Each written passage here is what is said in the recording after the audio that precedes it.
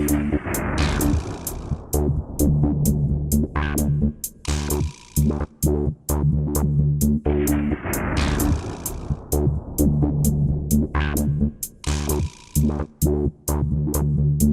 system review time.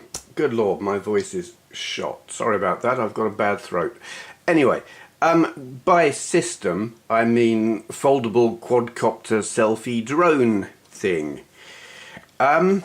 This is the GOOLRC T37 sent to me by TomTop. Big thank you to them. Links down below if you want to buy one of these. What can I tell you about this? Well, first let's have a look at the drone. It is small, it is pocketable, it is, what have we got, about 12.5 centimeters long, maybe 13 from the back here to the very edge of the camera. The camera is angleable manually, so whichever angle you want it pointing at, you point it at that angle before you send the thing flying, because you can't do that remotely. Fold outable arms with the rotors on them. You get some spare rotors in the box in case you crash the thing, which if you're me you probably will. These they're not entirely brittle, they're probably not going to break at the drop of a hat. I have crashed this a couple of times and not broken the rotors, so that's good. Oh, that's interesting, you can see one of the antenna there. I say one of, I don't know how many it's got. Possibly just the one. You get at the battery bay like that. Now I can't remember how to do it there. And this is the fiddly bit. Let me first show you. Here is the battery. Here is the battery charger. That goes in there like that. It's not a very secure fit, as you can see, so you have to place it carefully.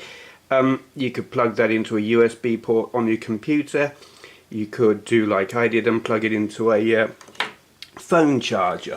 I'm going to read you a piece from the manual, just something to have in mind. There is a certain risk when using lithium battery. It may cause fire, body injury or property loss. Users must be aware of the risks and take full responsibility of using battery improperly. If battery leakage occurs, please avoid contacting with your eyes, blah blah blah. Battery charging. Please use the charger from original factory to ensure your safe usage. Do not charge dilated or outworn battery.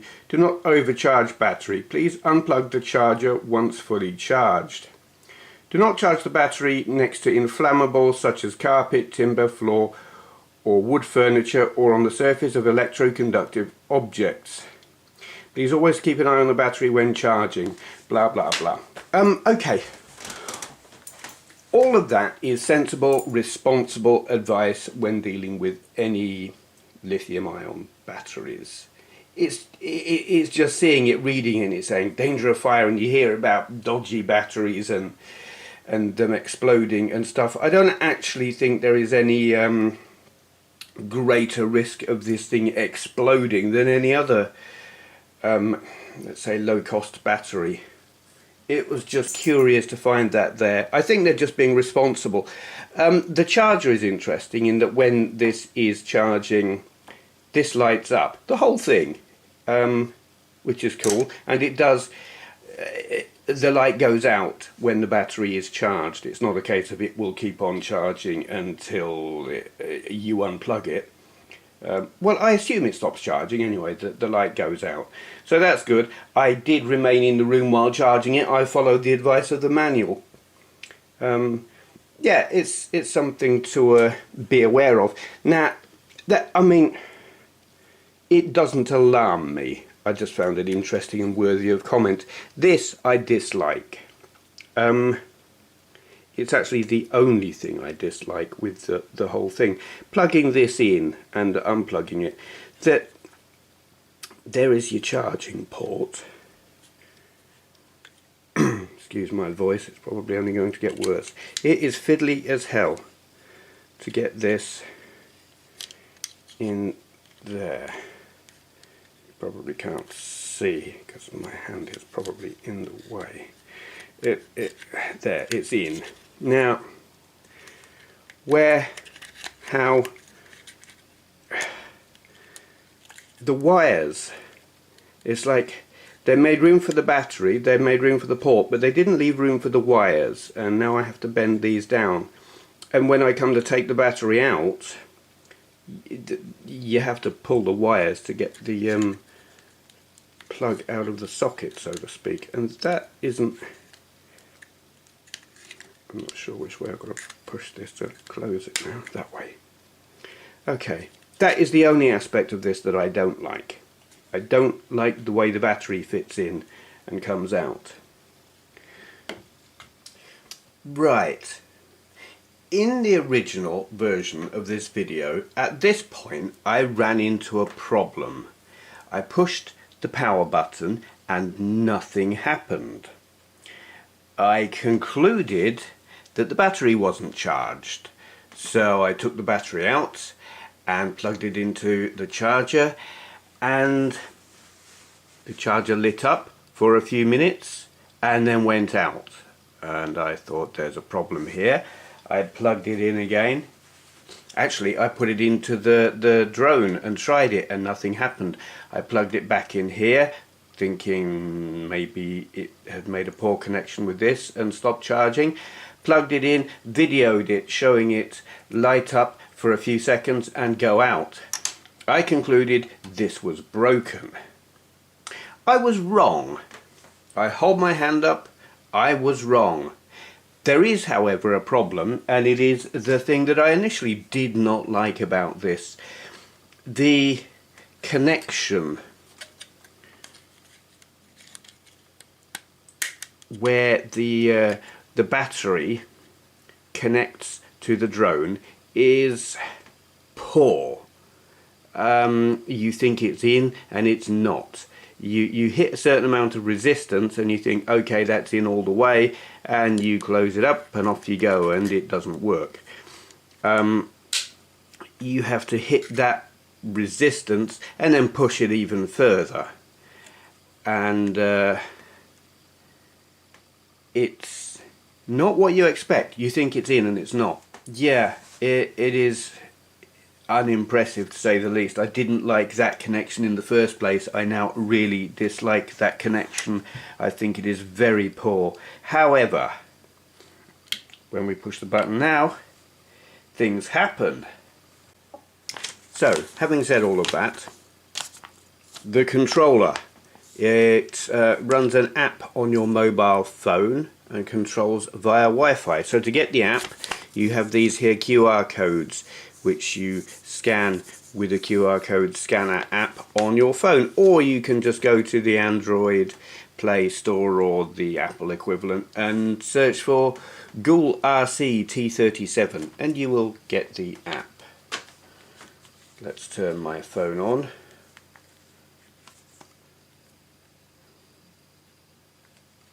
There we have GOOLRC. Before you do that, right, you turn that on again because I turned it off while I was editing and tinkering and stuff. You go to your settings on your phone, you go to your Wi-Fi settings on your phone, and you will see GOOLRC, blah blah blah. You click that and you click connect, and then you launch your app, which looks like this. Click connect, and you can see on your phone screen what your drone's camera is pointing at. Yay, great hair. Yeah, and let's point that at something dark so that we can actually see it there. That's better. You can see the controls a little bit better. So, what have we got other than a view of my mouse? Push that off on, and it brings up your, what should we call them, rudder controls.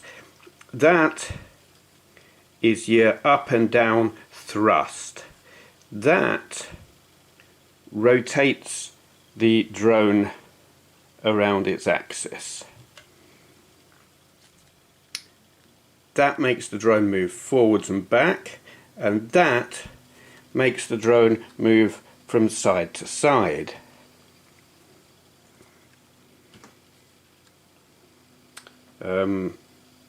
That will take a photo snapshot of whatever it's pointing at, so now there will be a nice a photo of my mouse on my phone. This will record video footage. Press it to start recording, press it again to stop recording, so there's now some video footage of my mouse on this phone. That is the thing, it doesn't record to any storage device on the drone itself. It records to your phone. The app saves the files, and you can see the files it saved here. Yay. What else we got? Speed control, 30, 60, 100. That will control how rapidly it moves when you're controlling it. I'm going to go to this one first. Gravity control. That will use the tilt controls, the tilt sensors on your phone to control your, well, basically the way, the movement of your drone itself. I haven't actually tried that. This is your, it makes it stay at a set altitude. However high you put it, as long as that is active, it will stay there, and it actually appears to be essential to turn that on before you can do anything. The drone is now totally active. If I was to touch these thrusters here, the drone would take off, but I don't want to do that in my study. Auto takeoff, auto landing, panic button. If you're about to crash or run into someone or an animal or anything at all that looks dangerous, hit that and the drone will just, I say stop dead, I mean that quite literally, it will fall out of the sky. Trim adjusters, fine tune, call it what you like. If you've got the drone in hover and it's drifting, you use these to adjust the drift. You've got some other controls here. Reverse. That turns your camera image upside down. I don't know why you would want to do that, but there it is. This gives you a, I guess that might be useful on some kind of virtual reality headset, though it won't be 3D because there's only one camera on the drone, but there might be some use for it. This, I believe, is, yes, the lights are now flashing on that. That means we're in headless mode, where if this if this drone were to take off now, regardless of which way it's facing, pushing forward would make it go that way. Doesn't matter that the front of the drone is pointing over there. Forward in headless mode is directly away from me. Left would be that way, right would be that way, down would be towards me, and it doesn't matter which way the drone is facing. This is gyro reset. Say you've had a tumble and it's drifting and not responding in the way you would expect to your controls. You tap that and it flashes its lights and tells you it's done a reset. And that pretty much is all there is to the controls. It's not complicated. It does take a little bit of calibrating your brain if you're a gamer to grasping. It's the up and down I find tricky, because you rotate like that. I want it to go forward and back like that, but that's actually up and down thrust, so I find that a little bit awkward for my brain. But you know, practice and all that. Okay, that's all there is to that app. We'll take this out into the garden. Okay, this is the footage I recorded on the drone in the garden. I was recording, I don't know if you can see it on the footage, I've got my camera on the tripod in the corner of the garden and I thought I was recording it, but apparently I wasn't, so you don't get the third person view of the drone being flown, though I should maybe rectify that later and go and take it out to a field, because as you can see there's not a lot of room here.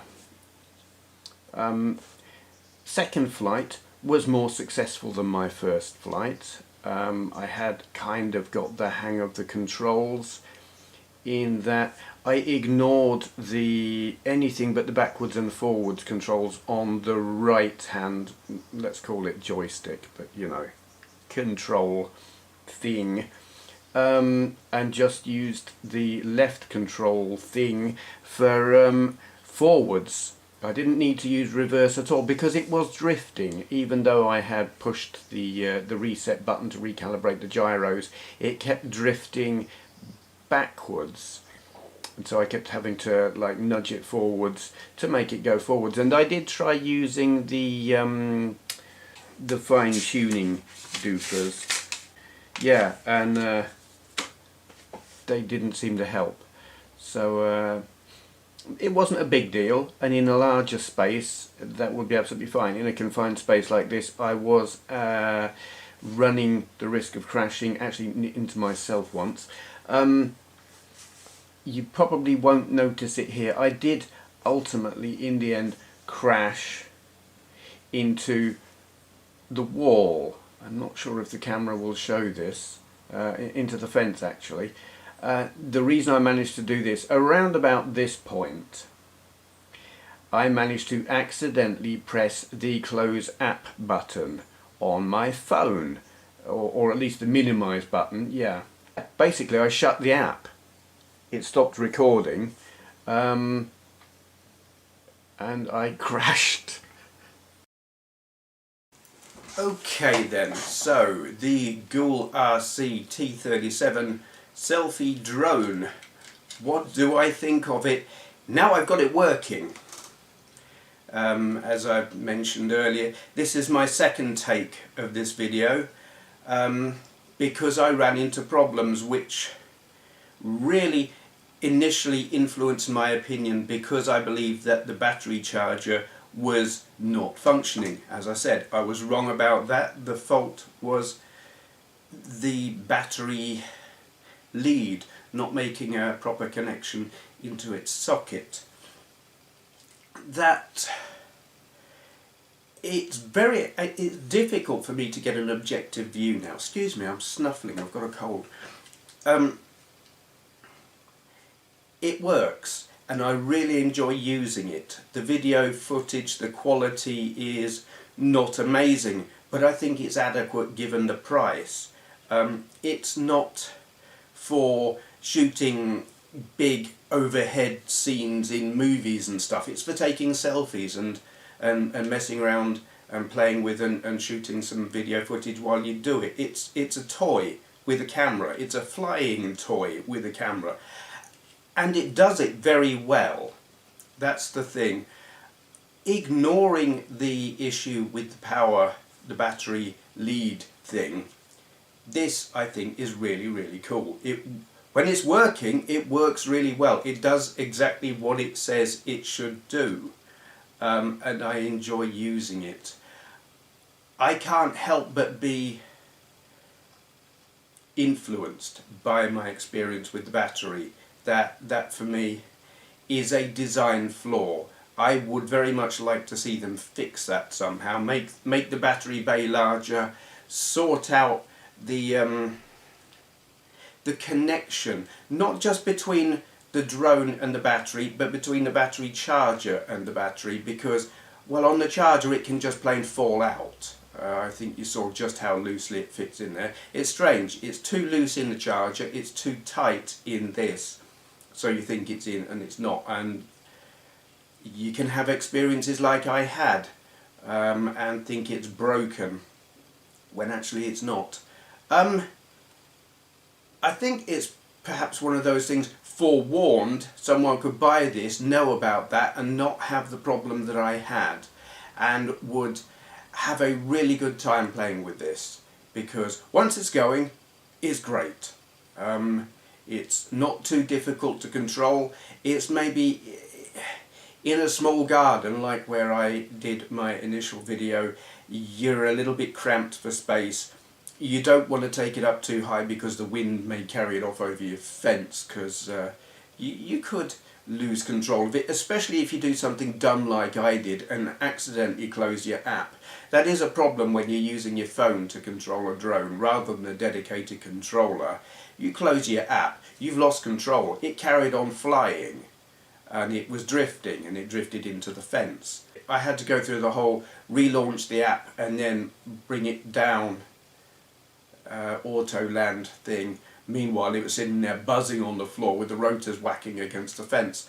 I do want to, at some point, this was suggested to me and it was a good idea, because I dislike touchscreen controls to control anything, and particularly when you've got a physical toy at risk of being crashed.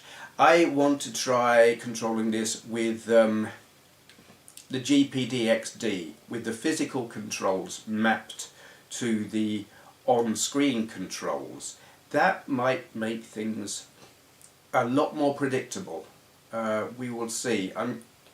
There may be some extra footage at the end of this video after I've had this little chat with you, and if there is, mapping to the GPDXD will have worked. I'm going to hopefully take it to a field so I can take it up a bit higher, and we'll see how that works. But yes, final conclusion, getting my head around the fact that it's not broken, Steve. I like it a lot. New users need to be aware, you know, get your wires in tight, push it in hard. You think it's in and it's not, push it in. This all sounds so wrong. Make sure your battery's plugged in properly, fully, and you'll have an awful lot of fun with it. And drones used to be ridiculously expensive, and now they are ridiculously cheap. I'm not sure exactly what this is selling for at the moment via TomTop, but last time I looked it was pretty cheap. So there are links down there if you're interested in buying one of these. And big thank you to Lillian at TomTop who sent me this to review. Yes, full disclosure, I did not pay for this with my own money. I have to say this for legal reasons. It was sent to me by TomTop to review. So as you'll be aware, I am entirely free to say whatever I like about a product when I review it. That is something I always insist upon. And you'll probably be aware of that by now if you're familiar with my reviews. So yes, there you go. I like this, it's cool. Battery, battery connection, yeah, problematic. But it does work and it's fun. Okay, thank you for watching.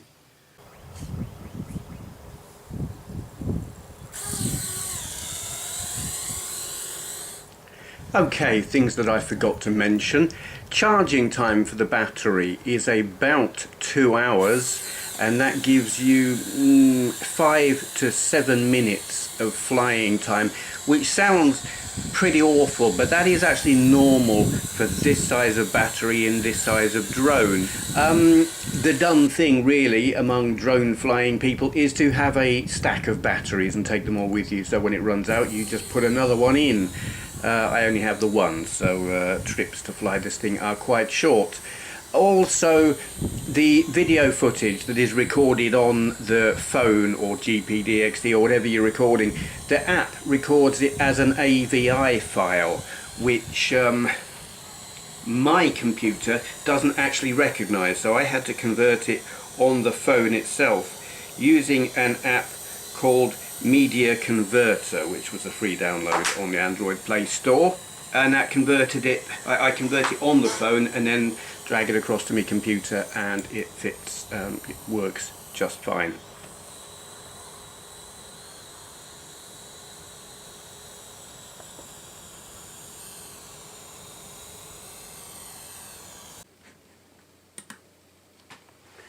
Okay, so I went back, and this time I remembered to press the record button on the controller software, and I am playing this or using this with a GPDXD, so I've got the physical controls mapped to the on-screen controls, and on this second go I had got used to it and was able to fly the thing without crashing it, which is pleasing. One thing I did find is it is very susceptible to wind. At ground level, or just above ground level, say at knee height, you don't really notice the wind, but when you take it up, I don't know, maybe double my height, as I got it now, I was running into quite a bit of buffeting, and it was just a mildly breezy day. You wouldn't want to take it out when there's any kind of wind at all, and I would be, if you're going to take it up to any kind of altitude, and I believe maximum range is about 30 meters. I haven't tried it. It uses the Wi-Fi signal, but about 30 meters you can expect to start losing signal.